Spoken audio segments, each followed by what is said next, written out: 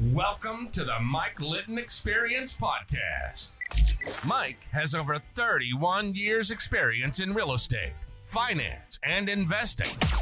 He's passionate about being a father, a teacher, a realtor, an investor, and a leader. Everyone has a story, and our passion is to help them tell it. And now, introducing the host of the Mike Litton Experience, Mike Litton.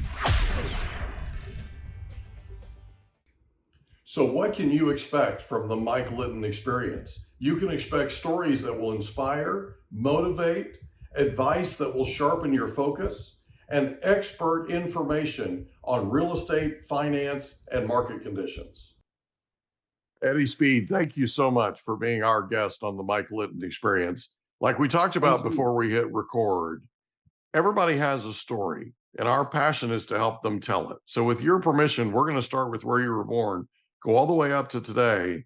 And then we want to talk about what you're doing in terms of educating people in the note industry. Okay? Yes, sir. Appreciate you being here, bud. Thank you. So where were you born? I was born in a little town right outside of Jackson, Mississippi. And the name of the town was? Hazelhurst. Hazelhurst. I love it. Yeah. So are you a Jerry Clower fan? I know Jerry Clower. I indirectly knew him very well, and I've been to Route 1, Liberty, Mississippi. Yes, there sir. You go. So I grew up on a farm in Oklahoma, and yes, my grandfather absolutely wore out every LP of Jerry Clower known to man. Those are some of my favorite early memories, is listening to him. So I still listen to him on like YouTube and stuff. Yeah, so that Jackson, Mississippi is right in his wheelhouse. So yes, did you grow up in Jackson? He was raised south of Jackson, and then he got started in the chemical business, and that's how he got started as a comedian. He worked for Mississippi Chemical, and that was north of Jackson a little bit. So yeah. So did you grow up in Hazelhurst? I really grew up. We had a family doctor that he practiced out of Hazelhurst, but I grew up right outside of Jackson. I got you. Okay. And so that's where I was born and raised. Yes, sir. So what was your favorite thing about growing up there? Well, I am a cowboy. And even in Mississippi, I grew up as a cowboy. I grew up roping and riding, and grew up in the cattle auction barn there working. And so my family had a little bit of acreage, and so we had, horses, and we roped, and that was a part of our DNA back then. That's awesome. That's awesome. Yeah. So did you go to high school in Hazelhurst? I went to high school in Byram, which is just south of Jackson. So you'd probably have to be from there to even know where that is. But yes, sir, that's where I went to school. That's all right. That's all right. So in high school, did you have a favorite subject? I'll tell you something funny. I have dyslexia. I laugh and tell people that I have never cured it, but I've kind of learned to live with it. Yeah. So I went to Votech in high school, and I learned metal trades. In fact, I was third in the state welding contest. There you go. And so it's funny, like I learned and trained to do that, but it never really was a part of my workforce or anything like that. But I'll tell you one thing about metal trades. I learned to do math. Mm-hmm. So if you can run a metal lathe and you can bend tin, you understand fractions and math. And that lesson really is something that carried me through as I later, got into the note space. Oh, sure. Absolutely. Yeah. Tons of math, right? Yes, sir. Yeah, I don't think there's a cure for dyslexia. I think you just adapt to it, right? You just figure out a way around it or through it or whatever, and deal with it. So, it takes you longer to do things than anybody else. So, as you were growing up, who was the most influential person to you?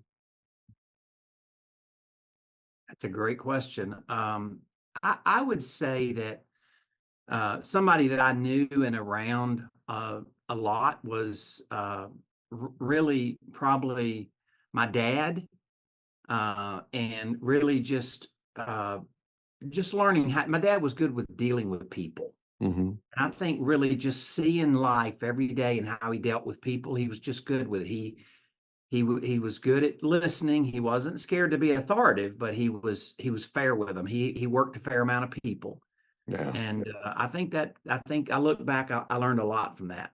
Yeah, I learned a lot about courtesy from my dad. Yeah, My dad was courteous. He still is. I mean, he's 80 and he's still just, you spend 5 minutes with my father and you want to take him home with you. yeah. He's That's just awesome. that nice. He's charming. He's just, great guy. So after high school, where do you go? So you go to Votech, right? Where do you go Yeah. after that?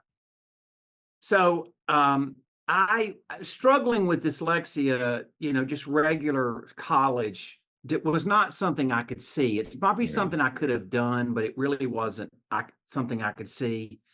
And so I had a sister that was living in Fort Worth, and I was a cowboy and wanted to live in Texas my whole life. Yeah. And so at 18 years old, I loaded up my possessions in a pickup truck, and kind of like in a movie, I moved to Fort Worth. Yeah. And I went to work at the Fort Worth Stockyards. Ooh, I And love that place. yeah, and so I got to be there when a lot of the older guys that were kind of in management then, but they Yeah. were young guys when they started. And I got to hear all the stories about the sheep barns and the trail of longhorn cattle going to Swift and Armor and all that stuff. So I was really very enthralled with that, and it was a great experience. So I worked there a little while, and because I'd worked in the stockyard, I kind of knew more than a lot of the guys my age. Yeah. So they had me doing a little bit more responsible jobs, kind of because I just grew up doing it. Sure. And I kind of knew the inner workings of penning cattle and weighing cattle and things that other, cowboys, whip poppers, didn't quite know. So, Yeah. so interesting story. This was in the day before Thanksgiving in 1978. And so there was these gigantic brick hay barns that were in the Fort Stockyards that had these monster firewall doors. They were probably that thick, oak, built out of oak, heaviest things you've ever seen, and wrapped in metal. And we were trying to open one of those doors to put some little young calves in there because it started to rain. It was cold and they probably wouldn't have survived well. Well, that door, a supervisor called me over there to help him. That door come off the hinges. And they said it weighed about 3,000 pounds, and it fell. That was super heavy. Yeah. It fell on you? Yes, sir. Oh my goodness. So that really changed the course of my life. So I survived. First of all, God had a plan for me, right? Because the way I fell, I actually fell shoulder to shoulder. If I'd have fallen like this, it would have just killed me. Yeah. He said it fell shoulder to shoulder, and I didn't stay awake the whole time because it ran me out of air. I got you. They took a whole bunch of guys to lift it up, say 10 or 12 guys. And so they had to run for help. They lifted it up and they hauled me off to the hospital. And that really changed the course of my life because from there, I started, I couldn't work for a while. And so I would go out visiting to like the riding stables out southwest of Fort Worth. And I met a guy that owned a riding stable. And then I later started giving riding and roping lessons. There you go. And those riding and roping lessons then led me to meet a millionaire oil man in Fort Worth that I was giving riding and roping lessons to his kids. And he sponsored me and sent me to the ranch management program at Texas Christian University, not known to be an ag school, but that program for 1 year is 54 college hours and is considered to be an elite program. Gotcha. And so that really led me back to agriculture. Okay. And so I thought that was going to be my life. And but there was a thing. I finished that program in 1980 and interest rates were 18 and 20%. Yeah, they were. So that changed the course of me ending up moving back to Mississippi, starting to date my wife, who's now, we've been married 42 years, and her dad was one of the pioneers of buying seller finance notes in the United States. Oh my goodness. So your father-in-law. Yeah. Wow. He and his partner were like they were true pioneers and recognized throughout the industry. I mean, they didn't have a school and you couldn't Google them like you could me today, Right. but definitely they were the smartest mentors you could have ever had about Wow. this business. They just intuitively understood so much. They were so innovative. I look back at things that they taught me then. And of course, some of the things that they entrenched with me, I then spent decades practicing and kind of perfecting and stuff. But it was just dumb luck. My father-in-law said, "Son, you'll make a lot more money with a pencil than you ever will wiping sweat." Yeah. Isn't that the truth? Yes, sir. Work with your mind, not with your back, not with your back, right? Yeah. So it's pretty ironic, the dyslexia turned out to actually be good for me because I'm a very visual learner, and that happens to be very good if you teach. Yeah. And so, and also I'm fairly good at math, Gotcha. which didn't necessarily come through with the way I went through traditional school, and probably wouldn't today. Yeah. But it helped me, I had a thought process that apparently this form of dyslexia really connected with it. And that's kind of led me down the trail that I got to. Wow. So having dyslexia, go and attending TCU for a year, what was that like? So that program was 54 college hours in 1 year. We went 12,000 miles on field trips visiting ranches. Gotcha. And so, yes, it was school learning, and I had to work harder than the rest, but a lot of it was lectures and common sense and listen to the ranches and doing that stuff. And that really suited me. I was very good conversationally learning. Gotcha. And so it suited me well. And I did that. And I just didn't grow up on a ranch 40 miles from nowhere. Right. So when I left there, I was really looking for something that was more related to that. And that's how I got to the little town in Mississippi, Hattiesburg, where I started. That's how I got there. Was I was actually a horse inspector for the state. Oh, okay. Wow. Yeah. So you get married and your father-in-law starts talking to you about notes. And you get I started with him before I got married. I married the boss's daughter. Oh, did you? Okay. So you worked for him first and then married the boss's daughter. Wow, you're still upright. This is good news. Yeah, it's a pretty funny story. He was a smart man. He was really, really smart. And I got really lucky, I feel like, because he really liked me and believed in me. How did you meet him? Through my wife. I just, we met and she told this story about hanging out with this cowboy and lived out there. And I was riding horses at the time for other people. Yeah. She wanted to learn how to ride a horse. And anyway, one thing led to another. And he was, I grew up around horse traders. Yeah. A lot. And Yeah. I knew how they were, and I kind of knew the culture, and I knew how to act. So when he first met me, he was very much a horse trader, and he did all kind of little subliminal things that I could recognize, and I knew how to react to it. Right. And so fairly quickly, I got lucky. I passed the test. Yeah. You were being tested, all right. Oh, yeah. Oh, yeah. All right. So you meet him through his daughter, and you're dating her at the time or not? Yeah. I'm working for him. I would say that I would call it an apprenticeship. I think they paid me $300 a month.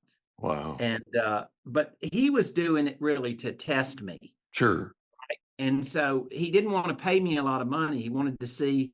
And so I looked at it like an apprenticeship, like it's the best college I could ever go to. Absolutely. We married. So I did that for a couple of years, and then we married in July of 1982. Gotcha. And we had the U-Haul packed, and we moved to Texas. So we went and opened an office for them in Dallas. Okay. To go buy seller finance notes in 1982. Okay. Now, were you teaching seller financing at the time, or were you just buying and selling notes? I was in the note business 20 years before I ever taught. That may not be 100% true. I developed the note system for home investors, the ugly house guys. Yep. So Ken D'Angelo, I developed the note system for them in the early 90s, about 91. Okay. And so I really taught the business, teaching my customers how to do the note business correctly so they could then sell me notes. Gotcha. And Okay. so, but around 2000 is when I officially kind of opened up NoteSchool and wrote a book and did all that stuff. So I'd kind of been teaching before then, but I wasn't looking for audiences to go teach. I got you. Okay. Yeah. Okay. So you open up the office in Dallas and you start buying and selling notes. Yes, sir. Now, primarily you're buying and selling notes that are from institutions, like from banks and lenders and that kind of thing?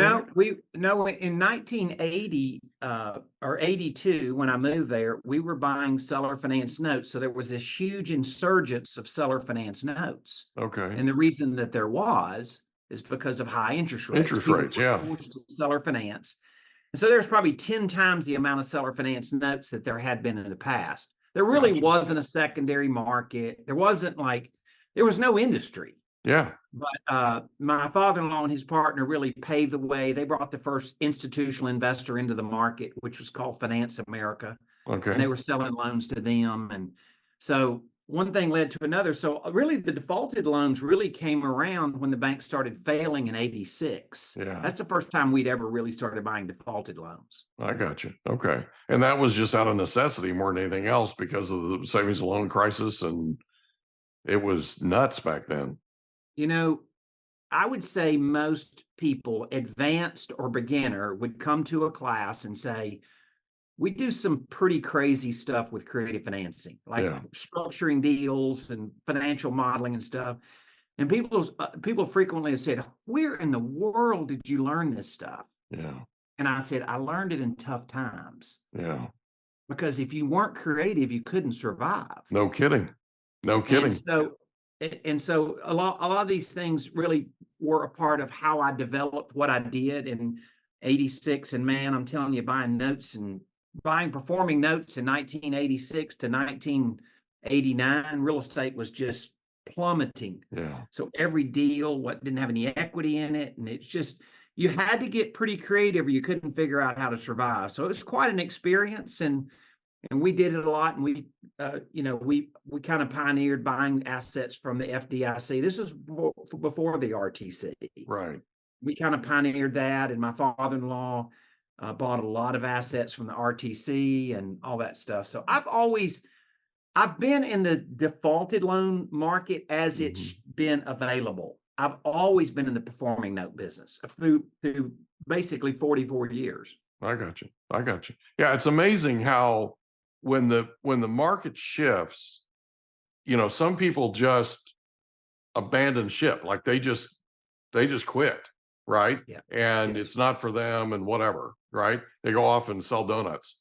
But there are other people that just figure it out. They just figure out a way, like you said, to get creative, to figure out a way to solve the problem and help people move forward, And that's really what you've been doing for almost a half century is helping people figure out a way to move forward in what it was that they were doing. Because let's be honest, there were people that had notes back then and even today, that they don't know what to do with them.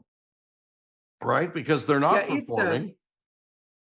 I don't know if it's because I had dyslexia and things didn't come easy for me. Maybe I'm too dumb to do anything else. I don't know. It's something, right? I think it's determination.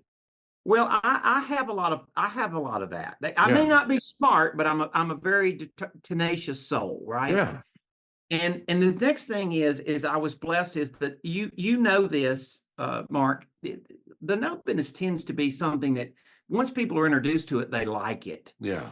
Right. It's not a grind. It's not the same as doing some other facets in real estate, which kind of turns out to be, suck the life out of you a little bit, landlording things that can happen. Mm-hmm. And so I love it. And then I got blessed enough to be passionate about it. And that passion will take you through a lot of determination and a lot of turmoil that otherwise you probably couldn't have lived with. Yeah. And that's, I think, key to this is you find something that you love, you find something that you're passionate about, you find something that you have tenacity you can throw at, right? And it helps people get past these things in their lives that sometimes, people don't take notes back on a property expecting it to default. They don't take they don't take out mortgages expecting to default on them. It's just life is full of curveballs and things happen, right? And I've worked in the REO business for a long time, since 2007. And, working with foreclosures and working with people that are affected by them, it'll get to you, and if you have a way to help somebody who feels like, let's be honest, they feel like they've got no solution, and you can throw them a life preserver, that's a big deal. Even if it's a situation where they end up selling it for less than what necessarily the face of the note is, at least they get something out of it and they can move on with their lives, right? Because until they find somebody like you, they're kind of dead in the water. It's timing. You're talking about REO. So let me tell you, one of the longest standing members in my high-end coaching program is a lady that I'm sure you know very well, named Deanne Clark. Mm-hmm. Yeah. And Tom Moon. Yeah. Right. And I coached they had REO networks, and I coached a lot of their people after 2012. Yeah. And what happened is they were selling all this REO property after 2008, and then the listings started evaporating. Mm-hmm. And what was happening was, instead of the banks foreclosing, they were selling the delinquent notes before they foreclosed. And so the REO agents became very clear that I've got to get in that lane in order to do it. And there wasn't another firm out there that had the measurable track record to teach people how to do it but us. Yeah. And so that was market timing at the moment. And I still have a lot of those people like Deanne, like I still have a long track record and history with them and stuff, and it's like I was telling you, like I've been involved in a number of really high-end house buyer masterminds, right? Yeah. And once again, sometimes they don't need notes, and sometimes they desperately need creative financing and note strategies. Yeah. So, and that's kind of where we've more. We hope you enjoyed another episode of the Mike Litton Experience. If you did, do us a favor, smash that subscribe button, tell your friends, family, and coworkers about our program, and wherever you get your podcasts, please leave us a rating. It helps us to connect with quality people just like you. And that's a wrap. Another episode of the Mike Litton Experience in the books. Reach out to Mike on Instagram at Litton Realty. Want to meet with Mike? Check out calendly.com/Rio760.